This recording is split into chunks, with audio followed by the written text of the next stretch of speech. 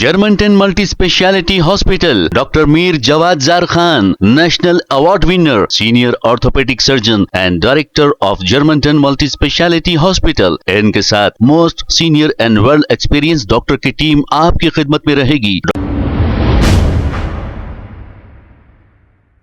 अस्सलाम वालेकुम नाजरीन, 7H न्यूज सच को रखे आपके आगे। Rajendra Nagar task force team की जानिब से फलकनुमा के इलाके में कार्रवाई करते हुए गैर कानूनी तरीके से ड्रग्स के इंजेक्शन बेच रहे थे। 3 रुकनी टोली ने मिलकर इनके नाम मोहम्मद सैफ खान, मोहम्मद जुबैर और मोहम्मद एजाज बताए जा रहे हैं। इन तीनों अफराद को गिरफ्तार करते हुए इनके पास से बड़ी मिकदार में ड्रग्स के इंजेक्शन जब्त किए। इन पर एक केस दर्ज करके अदालती तहवील में दे दिया गया है। आइए देखते हैं इसी की रिपोर्ट।